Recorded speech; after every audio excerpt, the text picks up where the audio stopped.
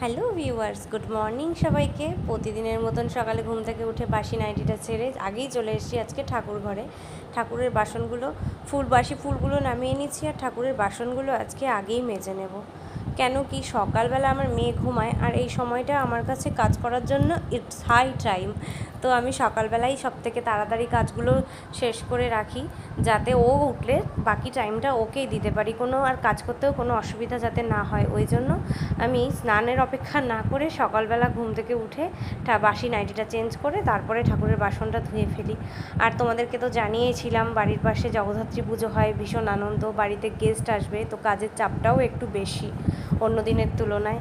তো এখানে দেখো তোমাদের সাথে কথা বলতে বলতে আমার এদিকে বাসনগুলো প্রায় মাজা হয়েই গেল। আর বাসনগুলো মাজার সময় আমি একটু তেঁতুল দিয়ে প্রথমে ঘষে নিয়েছিলাম, যাতে বাসনগুলো একটু বেশি চকচকে ঝকঝকে হয়। ভেবেছিলাম আজকে এই জায়গাটা স্কিপ করে যাব, মানে বিছানা তোলাটা, কিন্তু আবার দেখলাম যখন বিছানা গুছাতে এসে দেখছি আমার মশারিটার কালারটা হলুদ, তার মধ্যে একটা হলুদ বোলতা এসে বসে রয়েছে। যেই না ধরতে যাব, ভয়তে তো ধরতেই পারছি না, দেখলাম যে বোলটাটা বসে রয়েছে। ওই জন্য আমি আগে ঝাড়ুটা দিয়ে ওকে মেরে বাইরে বের করে দিলাম।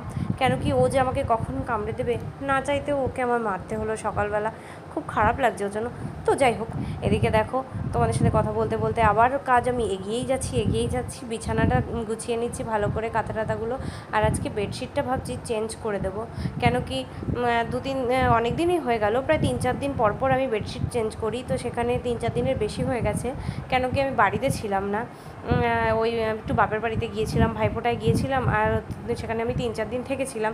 তো সেইখানে গিয়ে যে ব্লগটা করেছিলাম সেটাও আমি তোমাদের সাথে শেয়ার করেছি, তোমরা দেখেছো আমার বাবার বাড়িতে কীরকম কী।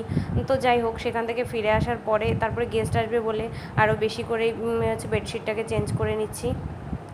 এদিকে আবার বেডশিটটা চেঞ্জ করার সময় দেখছি কোলবালিশের ওয়ার থেকে দড়িটা কোথায় উড়ে গেছে, আবার সেটাকে পরাতে হলো।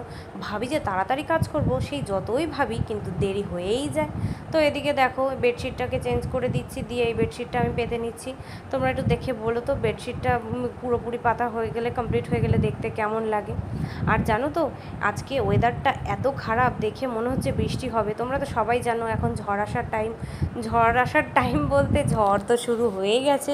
আমাদের এদিকটায় খুব বেশি না হলেও কিছুটা প্রভাব তো পড়বেই। যেমন সকাল থেকেই দেখছি আকাশে খুব মেঘ জমে আছে, বৃষ্টি। এদিকে সবাই ঠাকুর আনতে যাবে বলে খুব এক্সাইটেড হয়ে থাকে, কারণ কি ঠাকুর আনতে যাওয়ার সময় গাড়ির মধ্যে বক্স টক্স বাজিয়ে নাচানাচি, সে খুব আনন্দ, হই হুল্লোড় আড়ম্বর শুরু হয়ে যায়। কিন্তু সেখানে যদি বৃষ্টি হয় তাহলে সবার মনের অবস্থা কি হয় বলো। বৃষ্টি হলে তো খুবই খারাপ হবে, সবাই সাজবে গুজবে নাচবে, কী যে হবে কে জানে, দেখা যাক কী হয়। এদিকে আমার বিছানা গুছানো হয়ে গেছে, আর